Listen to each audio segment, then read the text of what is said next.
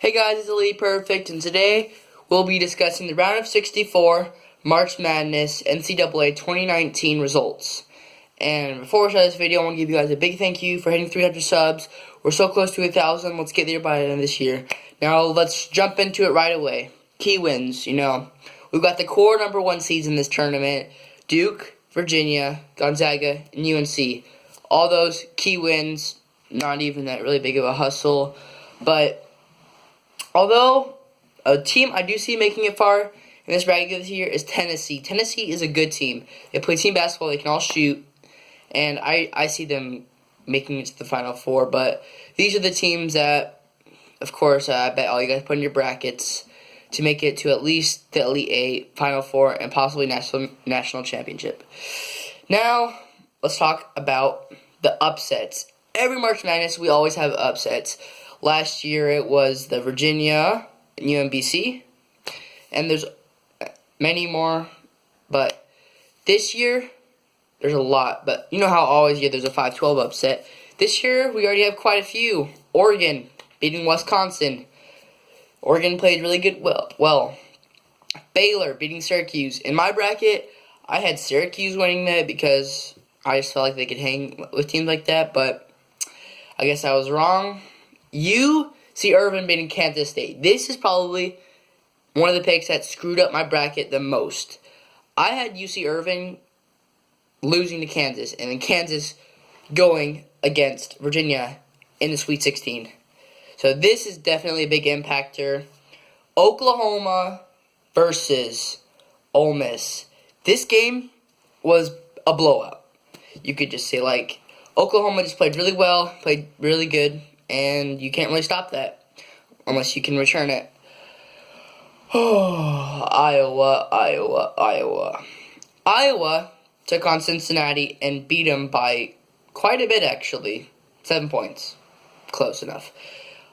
Iowa is a good team, but I feel like Cincinnati was better. I just don't feel like Cincinnati was really on their game. They had a nice early lead at the beginning, but then they just couldn't hold it, I guess. Minnesota versus Louisville. This is definitely the pick that screwed up my bracket the most. Easily. I had Louisville going to the Elite Eight against Duke. And when I see them lose in the first round, I'm pretty mad. Because now my bracket is just destroyed. Yeah, and last, but certainly not least, the last upset, Murray State over Marquette. All you can say is Jay Moran is a beast. I mean, you can't stop a player when he has a triple-double.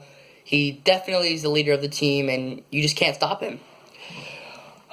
The bracket situation. As I discussed, the Louisville loss really destroyed my bracket, but I think what also just destroyed everybody else's bracket was Kansas State. I bet a lot of people had them going far, at least I know, and Seton Hall. I personally had potential for Seton Hall to go far, but I guess I was wrong. And the MVP of the round of 64 goes to Ja Morant, whatever one. Ja Morant had a crazy game. He was just doing everything on the court. He had 17 points, 16 assists, and 11 rebounds. And Ja Morant is a beast. I see him being easily the second-round pick over RJ Barrett. I definitely think RJ Barrett's better. But in my bracket, I actually have Duke winning it. Duke, I know everyone's like, oh, Duke, everyone picks Duke. 50% of the people pick Duke. But I'm like, I don't know, Zion is a beast. No one can stop him.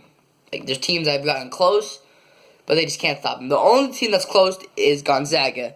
But they only beat Duke early on because Duke was still trying to form chemistry. They had a lot of new players. But I definitely see Duke winning against UNC in the championship. Alright, guys, that was the round of 64 update. Stay tuned for round of 32. And don't forget to subscribe, tell your friends below, and stay tuned for my brothers, Lincoln and Cooper's YouTube channel that's coming up. It's going to be great. And see ya. Peace out.